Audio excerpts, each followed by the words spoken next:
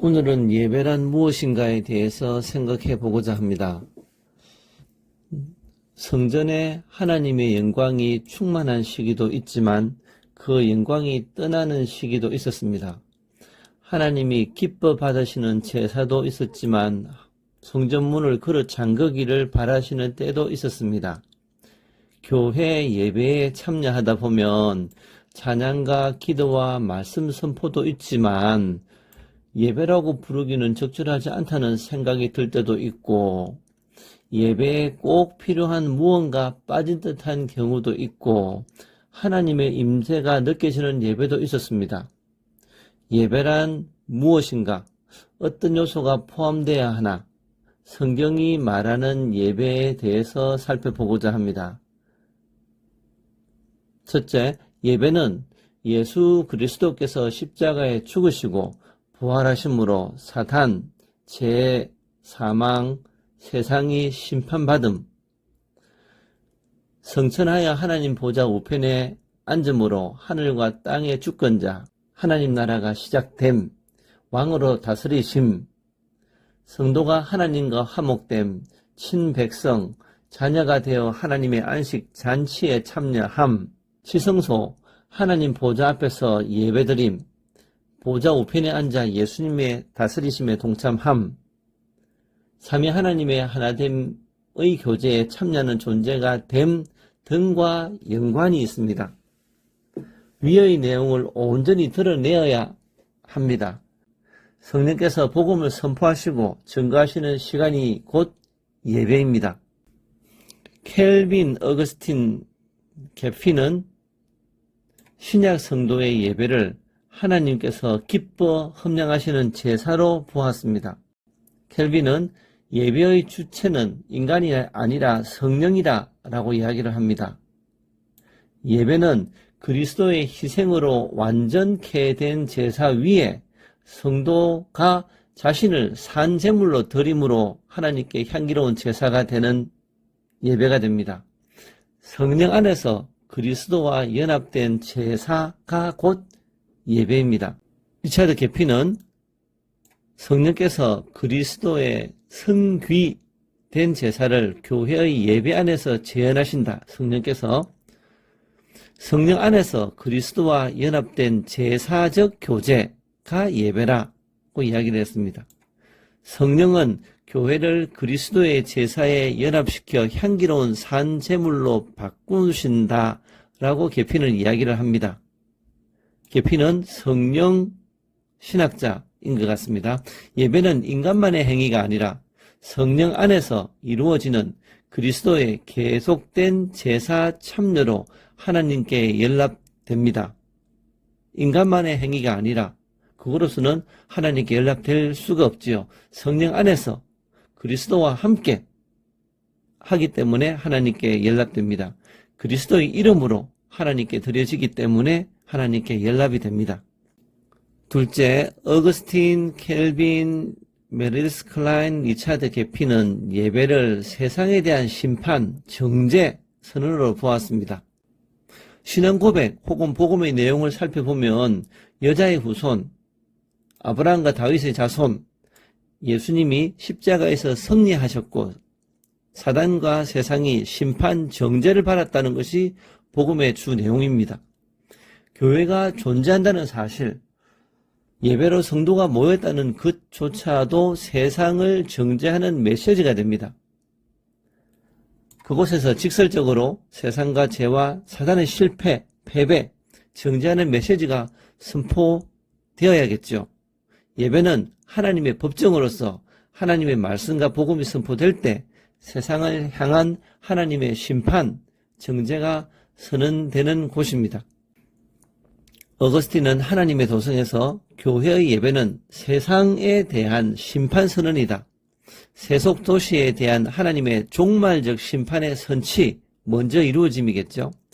예배는 하나님 나라가 세상 질서와 가치 체대에 대해서 정죄를 선언하는 법정적 시간이다 라고 이야기를 합니다. 세상에 대한 심판을 선언하는 것이 예배가 되겠죠. 켈빈은 예배를 인간의 우상적 질서, 세상의 질서를 무너뜨리고 하나님의 질서를 세우는 가장 강력한 행위가 곧 예배라고 이야기합니다.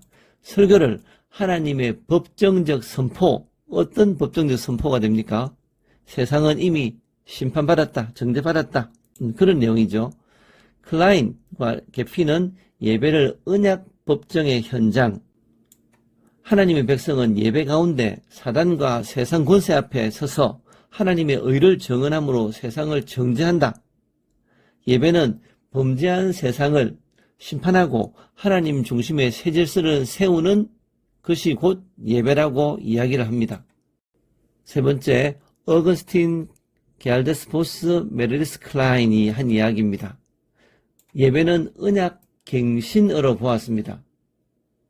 새롭게 함이겠죠. 갱신, 새롭게 함.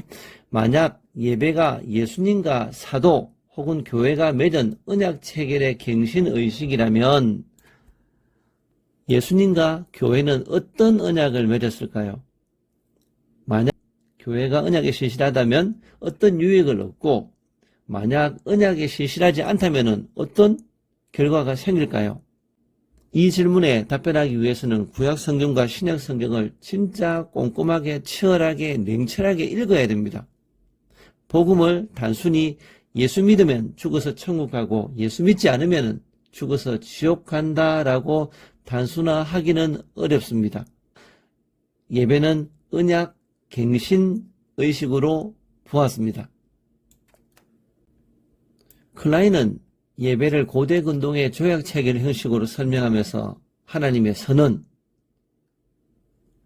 백성의 응답, 그리고 화목되었다는 의미에서 언약의 식사로 구성되었다라고 이야기하고요. 예배를 하나님 나라를 향한 재헌신의 행위, 하나님 왕자 앞에서 이루어지는 충성서약이라고 이야기를 했습니다. 클라인, 언약갱신 의식이죠. 어거스틴은 예배를 그리스도의 몸된 교회가 머리이신 왕 앞에 충성 맹세하는 의식으로 보았습니다. 어거스틴. 따라서 예배는 단순히 감사행위가 아니라 왕의 통치 아래 자신을 복종시키는 충성 서약식으로 이해를 해야 됩니다. 네 번째, 게알데스포스 조르단 톱나이트는 예배를 생명나무에 참여하는 새 에덴의 식탁으로 보았습니다. 창세기에서 아담은 생명나무에 자유롭게 접근할 수 없었습니다. 그런데 예수 그리스도 안에서 드려지는 예배는 생명나무에 회복된 접근권을 상징합니다. 예수님께서도 내 살과 피를 먹는 자는 영생을 얻는다 라고 이야기하고 계시고요. 성도는 지금 이 땅에서 이미 부활 생명, 영생을 가진 자로서 생명과일, 생명수에 참여하고 있습니다. 그것이 곧 예배이지요. 게알데스포스는 예배는 에덴 성소가 회복된 사건이고 성도는 그리스도를 통해 생명나무에 참여하는 자들이라고 이야기했습니다. 예배는 새 에덴에서의 식탁이고 언약 백성이 하나님과 함께 먹고 마시는 시간이 곧 예배라고 보스는 이야기를 합니다. 조르단은 성만찬은 새 에덴의 식탁으로 예배를 언약적 식사, 에덴에서 추방된 인류가 다시 생명나무 열매를 먹는 행위를 예배로 보았습니다. 톱나이트 또한 성만찬을 하나님 나라 잔치의 선치, 먼저 누리는 거죠. 곧 새 창조의 시작, 새 창조는 예수님의 재림 이후에, 마지막 오심 이후에 이루어지는 것이 아니라 이미 이루어졌다고 보는 것입니다. 새 창세기 교제의 완성이라고 이야기합니다. 예배는 창세기 아담도 마음대로 먹을 수 없었던 생명과일, 생명수를 원없이 먹는 시간입니다. 톱나이트가 이렇게 이야기했습니다.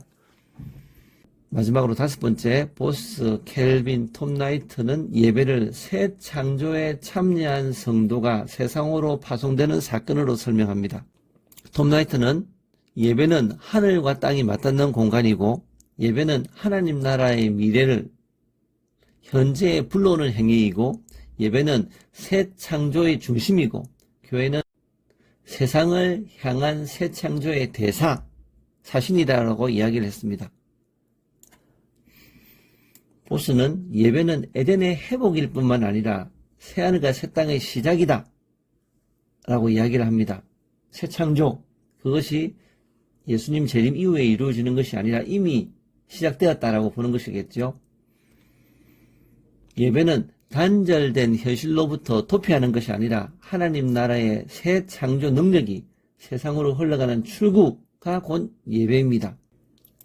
켈빈은 예배 후 파송을 단순한 축복이 아니라 새로운 창조 질서로 세상을 변화시키라는 하나님의 명령으로 이해를 했습니다. 곧 예배 이후의 파송은